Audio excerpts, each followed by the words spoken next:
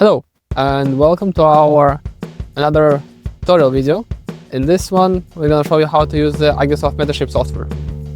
Specifically, we're gonna try to do the orthophoto map of the building behind us and of the Ramen theater, and we'll try to do it in a plane projection. So first I'll have to collect the ground pictures with the camera.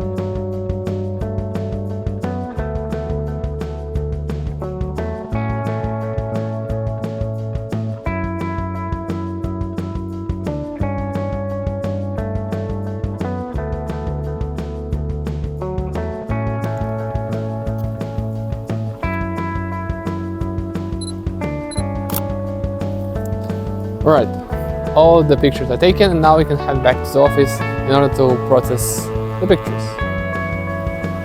In this part of the video, you'll learn how to create orthophoto map of the buildings that we have. This would include several steps. At first we'll have to add our pictures. Preferably you need to create masks on each of the pictures.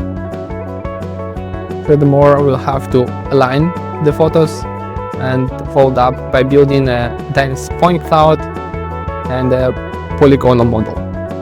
After all the steps are completed, we can do our orthophoto map. So at first, we'll go ahead and add the pictures to the Agisoft Metashape by clicking on a workflow and add photos. Then we select a folder with our collected pictures and add them to the Agisoft Metashape. Now you can see on the right side that's all the pictures were added. And in this step we can create masks for each of the pictures. The mask can be added in order to remove all the unnecessary objects from the original images. This will save you some processing time. So in our case that will be, for example, we don't need to process a sky. So in this picture we'll create a mask on the sky.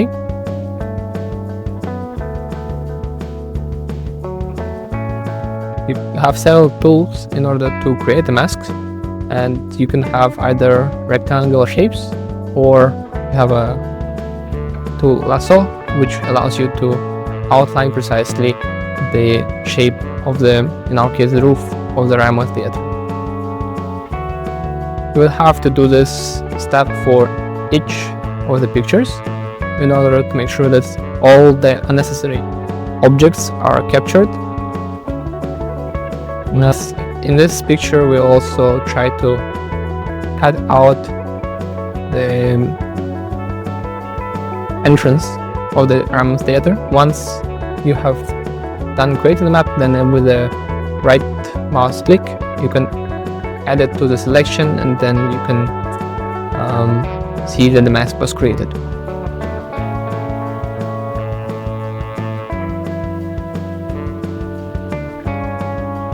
And you can switch between the distant picture and the picture with the mask by clicking square with the circle inside.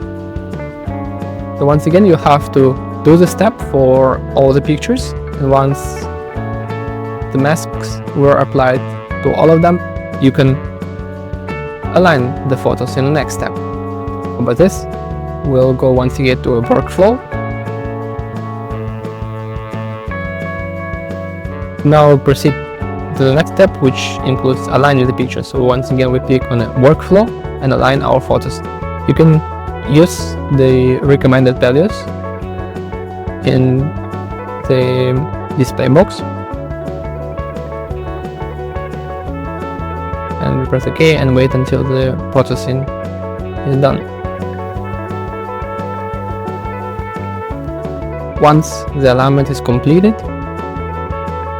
we can further refine the position and orientation of the construction area in order to match the desired shape for the reconstruction if it's necessary. So we can see that the alignment process is done, and we can proceed to the next step, which includes building a dense point cloud. Once again, we'll have to select in a workflow, build a point cloud, and here again we can use the recommended values for the parameters, and then click OK. As a side note, you can also skip the step when we mask the photos, and you can also remove the points from the created point cloud. And in order to do this, you can use the same tools that we used in order to create a mask. So you can either use the rectangle shapes or the lasso tool in order to cut out the unnecessary bits which are unnecessary. And now we wait until the processing is done. And at last, we'll have to build a polygonal model of the parameter theater.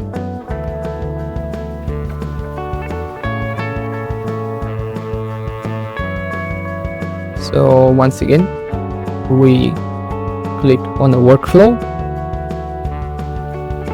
and build the model.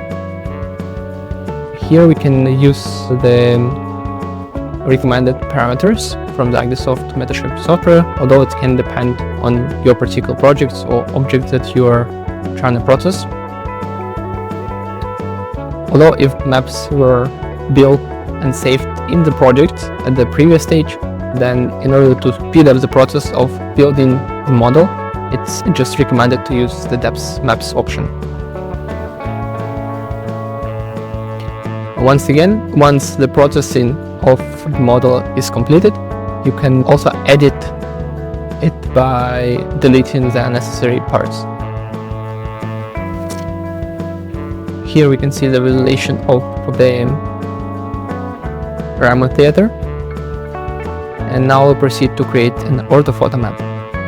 In this particular video, we'll show you how to create an orthophoto map projected on a plane.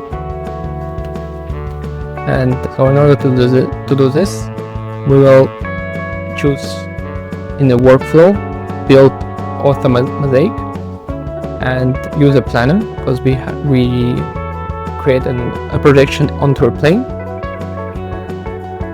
And this dialog box, we will select the parameters for the orthophoto.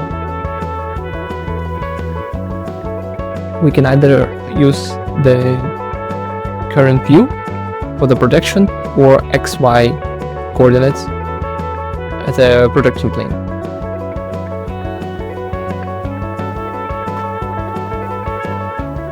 And it's recommended also to click in the boxes of defining the seam lines, enabling ghosting filter, and enabling the back face culling.